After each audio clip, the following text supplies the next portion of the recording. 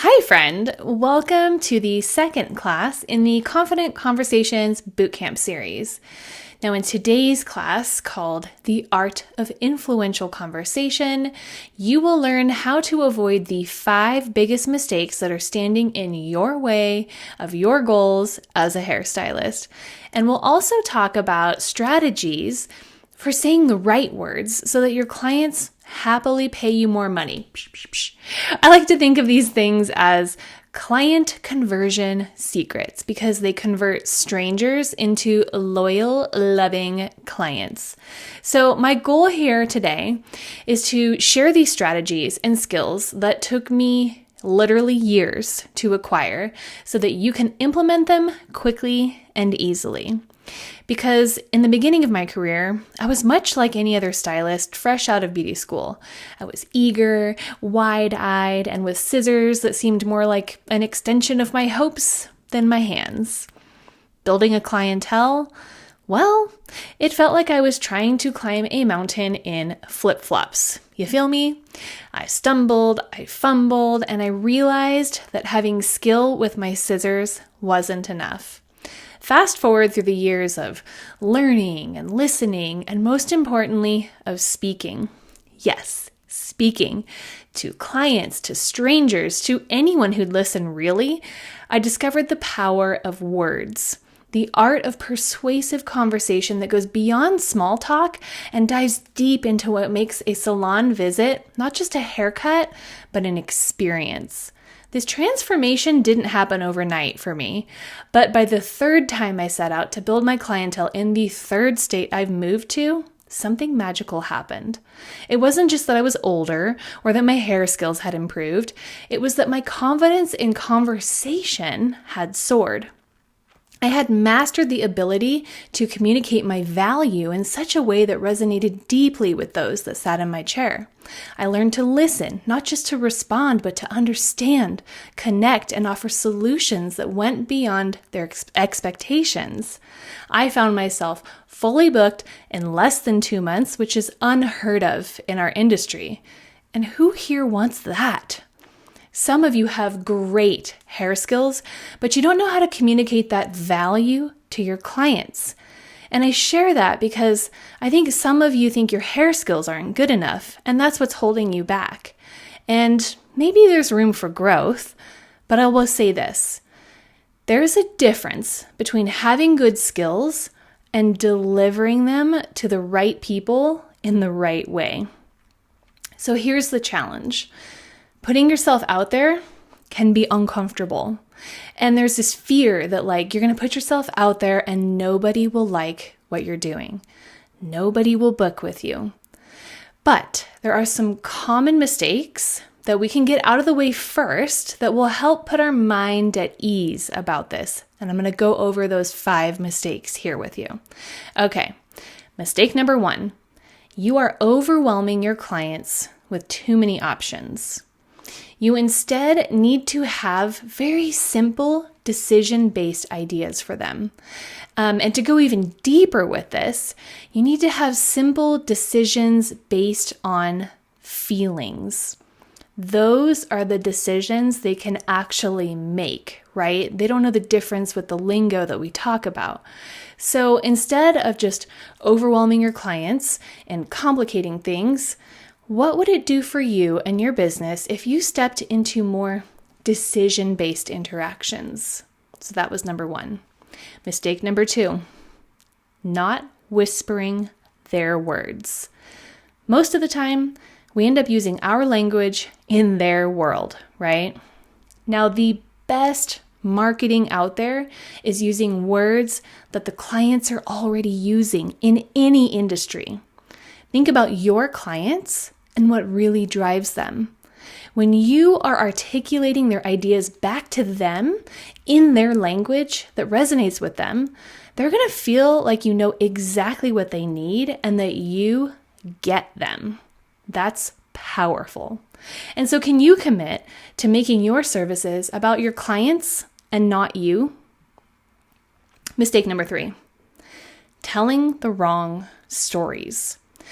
One of the biggest mistakes we make is not using story enough behind the chair, or the wrong stories.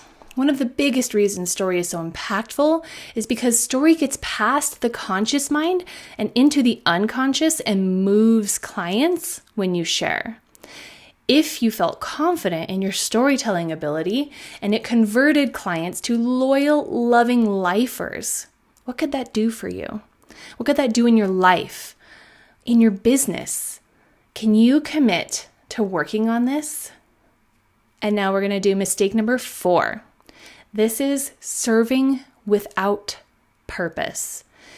This is when you don't strategically create desire throughout the whole service, so that your client is just eating up whatever you're delivering.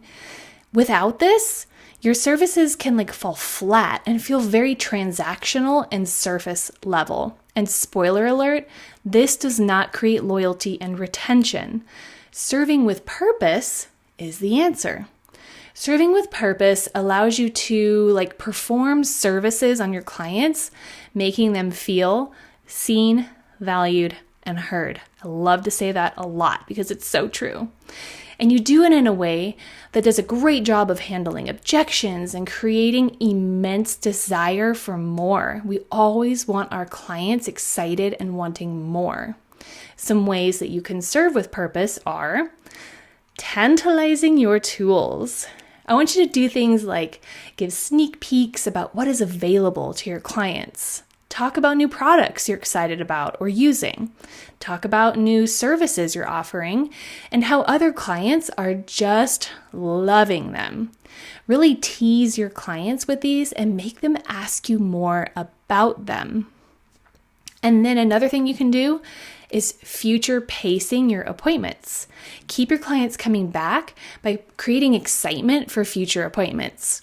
This could look like you'd say something like, oh, next time we can do X, or by summertime you will be whatever, right?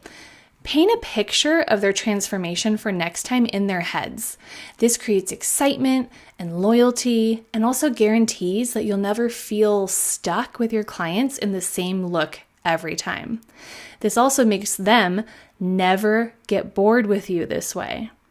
And so if you were to master serving with purpose, what impact could that have for you in your business? Can you commit today to serving with purpose? Now, mistake number 5, thinking the techniques are what's stopping you from reaching your goals. You think you need more hair skills.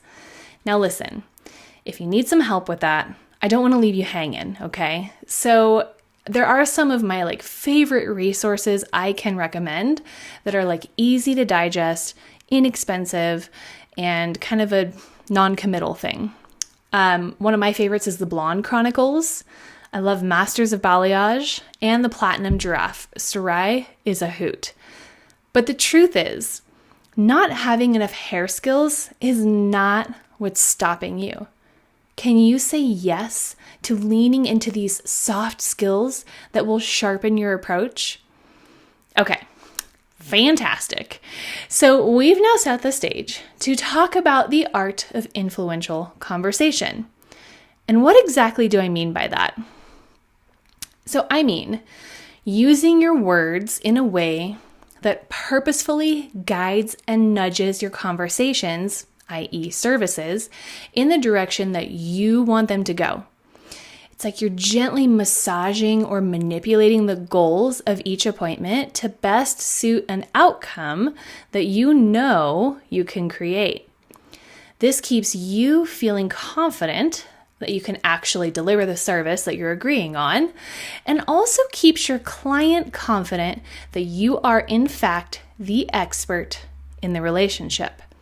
It's the way that you present options to your clients that can influence their decisions. Now listen, I go deeper into this into my signature course, the Salon Experience Academy, but for today, here's what I want you to know. You want to be phrasing suggestions as benefits, okay? For example, something like, this haircut will really flatter your features beautifully and is very low maintenance. That can guide your clients toward making decisions that they're happy with, which is a subtle way of steering the conversation towards positive outcomes for everyone, assuming you can do that haircut. And the easiest and most quickly accessible way to do this is by using specific language to do so. The actual words you use in your business have the ability to emote feelings, shape the power dynamic, and make clients pay you more money. There's some basic psychology around language that I feel like you should know, and how specific words and phrases can influence emotions and decisions. So words can make you feel fantastic and empowered and alive, but they can also make you feel small and insignificant and in shame. I know I sure felt this when I first entered my career, and good-intentioned fellow citizens would say things like, "Oh, that's cute. You're a hairstylist. That must be so fun." I would feel so small when someone would say those words to me. They may as well have patted me on the head like a cute little kid, not the blossoming professional that I wanted to be perceived as. It's funny. We grow up hearing things like, "Sticks and stones will break my bones, but words will never hurt me," which leads us to believe that our words don't really matter. But friend, in the last 20 plus years that I've spent behind the chair, I've seen the total opposite. Listen, the more I leaned into my language use, the more success I found. So let's make sure that you are prepared with the right words to elevate your client experience and your confidence behind the chair and in your community. No more head pats, okay? So before I introduce you to the words that win, I need you to understand two very distinct things here. Words are going to shape the feelings and emotions during an appointment, but they're also going to do something so crucial for you as a hairstylist. The right words will keep the power balance where it should be. Allow me to explain. You are the service provider, and your client needs your services. Yes, you need their business and their money, respectively. And yes, your business revolves around butts in seats. But ultimately here, you have the power in this situation. Even if it's a celebrity in your chair, their future is quite literally in your hands. You remember my friend Bill from the first class, right? The schmoozy genius. I'm going to call him a genius now. It's examples like that highlight really how important it is that we remain in control of the situation. So let me give you another example here. So I had this client that had waited 3 months on my wait list to come see me. This is years ago.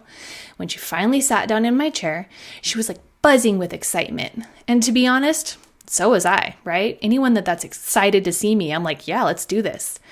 Now, she had a very specific look in mind, and she wanted this done on her head by the best stylist in town. And after a very thorough consultation, it was painfully obvious that she wanted something that was going to look awful, downright terrible. She wanted literal steps cut into her hair, so she effectively had 3 layers. Now, clearly, I wasn't going to give her this haircut, but I had to figure out a way to convey why to her to maintain my status as the expert, and also that she needed to trust my opinion. And so I remember saying some very specific words that day because she repeated them back to me when she booked with me again to fix a terrible haircut I didn't do. So here's what I said to her in my chair. I told her that her style choice was really cool and that I loved her inspiration with her idea. I told her I understood why she wanted this cut and that we could achieve a similar vibe with a less drastic version.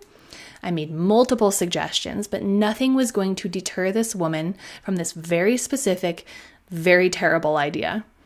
And so I kindly and gently explained to her that I would not give her that haircut. I told her I was open to many iterations of that look, but that I didn't want to be responsible for giving her a look that I know she was going to feel bad about, like immediately. And so I told her that I valued being trusted more.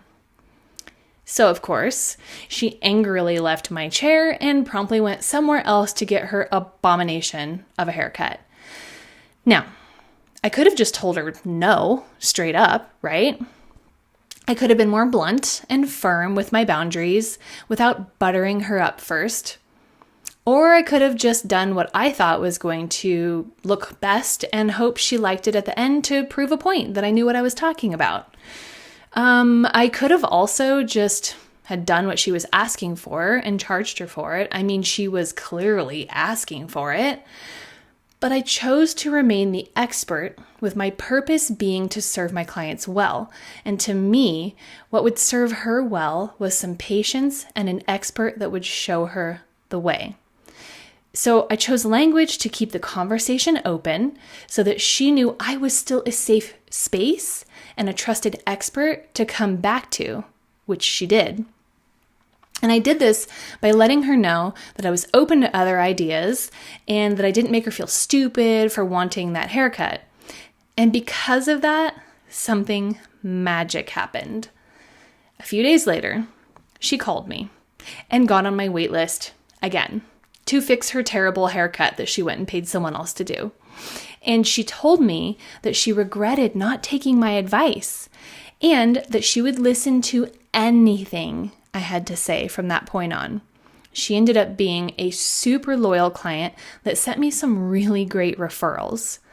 And so the lesson here is, it's really important that you use the right language to maintain that power dynamic at all times.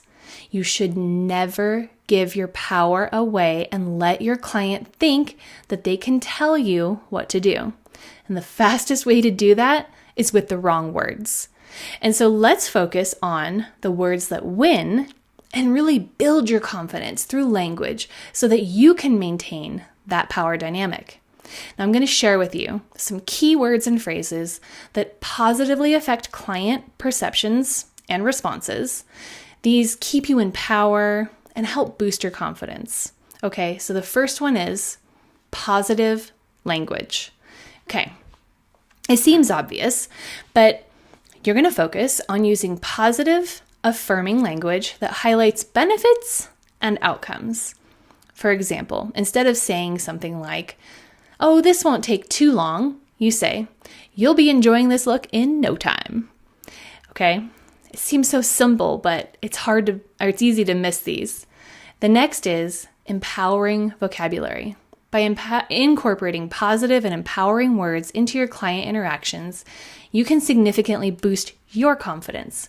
Phrases like, "I can create something beautiful for you," or "I'm excited to bring your vision to life." These not only assure your client of your skills, but also reinforces your belief in your own capabilities. And then there's empathetic expressions. Using language that shows understanding and empathy towards clients' concerns or wishes makes them feel heard and cared for. Simple phrases like, "I completely understand what you're looking for," or "Let's make sure we find the perfect style for you." And then we have assertive communication. Demonstrating confidence through words involves using assertive but respectful language. This means expressing ideas, recommendations, and feedback in a way that is both confident and considerate. For example, saying, "Based on your hair type and lifestyle, I recommend," conveys expertise and confidence while also valuing the client's input and preferences. The next is action-oriented verbs. I love these. Using verbs that convey action and result creates a dynamic and positive atmosphere. For example, transform, enhance, and create are powerful choices that can excite clients about the process and the outcome. Now, last but not least is inclusive language. You're going to make clients feel like they're part of the process by using inclusive language such as we and us. This not only makes them feel involved, but also strengthens that client-stylist relationship. Saying we are going to create something beautiful together fosters a collaborative environment. And when your clients are more invested in the outcome, they will be more thrilled with the result. Trust me. So by using words that not only affirm your skills, assert your expertise, and foster genuine connections, you can create a positive salon atmosphere for both your clients and yourself. This approach empowers you to navigate any client conversation with confidence, enhancing your professional growth, and enriches your client interactions. Incorporating these linguistic strategies into daily salon interactions requires mindfulness and practice. So you should practice using these words that win in different salon scenarios, from things like consultations to casual conversations. Try to recognize that every client interaction is an opportunity to really reinforce a positive salon atmosphere for everyone, especially you, my friend. So the goal here is to create an atmosphere that not only promotes positive emotional experiences, but also encourages trust and open communication. And when your clients trust you and feel comfortable with you, you better believe they're going to be okay paying you more money when you inevitably raise your prices because of how stinking busy you are. Mark my words. Ha! I was waiting to say that this whole time. So now that you've got a good base understanding of how words can help you in your interactions, let's go a little deeper and show you how to tailor conversations and entire services for positive outcomes. The foundation of tailored conversations is active listening. And when I say active listening, I mean like really listening. So you'll be fully concentrating on what the client is saying, get out of your head, understanding their message, responding thoughtfully, and remembering the information for future interactions. This skill is crucial for you as it helps you gather essential details about your client's wants, desires, and concerns. Here are some simple tips to help you in your active listening skills. You're going to encourage sharing by using open body language and verbal cues to show you're engaged. Reflect and clarify by repeating back what you've heard to ensure understanding and demonstrate that you're actively listening. I know it sounds silly, but sometimes just hearing what they said to you will make a client realize how they really feel about that statement. So show empathy in your response so that you understand their feelings and needs, even if you're guiding them towards a different option, okay? And when you're not actively listening, you are creatively questioning to better understand. Like that? So the way your questions are framed can really influence the direction and the depth of a conversation. Using open-ended questions really encourages your clients to share more about their preferences, their experiences, their expectations, making your job way easier, friend. So to do this, you should always use open-ended questions. Things like, what are you loving about your hair today? Or maybe, what is driving you bonkers about your hair right now? This invites them to give you detailed responses and reveals more about the client's personality and desires. And then I want you to try follow-up questions. So based on their answers, ask follow-up questions to dive deeper, showing genuine interest and gathering more information to tailor your services. You could say things like, so, is it specifically these pieces in the front or... And then always avoid leading questions. I'm going to put a little asterisk on that for now. Make sure your questions don't push the client towards a specific answer. Allow them to express their true thoughts and feelings. Unless you already have a great understanding about what they want and you want to steer the direction of the service elsewhere. Okay, I'm going to share with you a little sneak peek into a skill that we dive much deeper into in my signature course, Salon Experience Academy, because I feel like it would really benefit you right now and it complements what we're talking about really well. So in the signature course, we call this skill specifically your creative agility. And I'm going to show you how this applies to the way you speak to your clients in the salon. Stay with me here. My husband is a fireman for our city and has been in the industry for like 12 years. So he knows how it works. And he and I like to compare notes about what it takes to be successful in our different careers. And we have found that there's a bit of crossover here. One skill in particular really shines in both careers. It's the ability to quickly assess a given situation and figure out how you need to adapt for the greatest amount of success. So when it comes to firefighting, a lot of the time they go to medical emergencies that have nothing to do with fire and everything to do with serving their clientele. So as a fireman, they quickly evaluate who they are serving and how they can best talk to, relate to, and engage with that person. And as hairstylists, we literally do this too, okay? Or at least we should. That's why we're here. So your creative agility in this context is literally your ability to adapt your communication style to match your client's needs. This looks like mirroring the client's language, conversation style, tone, and level of detail in conversation. When done well, your clients are going to feel like you are like them, which you want them to feel because it helps them feel connected to you. You probably do this without even realizing you're doing it sometimes. And so here are some key points to consider when we're talking about your creative agility. First, identify the client's style. Some clients prefer direct and concise information, while others enjoy more detailed and emotional, fluffy exchanges. You know what I'm talking about when I say this. We've got our talkers, we've got our quiet ones, our jokers, our deep thinkers, right? All different folks. And then we have flexibility. Be prepared to switch from client to client as you go about your day. You may eventually end up with a clientele full of similar styles of people, which is great, but flexibility is key. And then always maintain professionalism. So while adapting, maintain a level of professionalism that ensures or reassures the client of your expertise. If you get too cozy and casual with your clients, you may start to lose that power dynamic I mentioned earlier. And so it always behooves you to keep it at least a little professional. Please encourage your clients to fly their freak flags.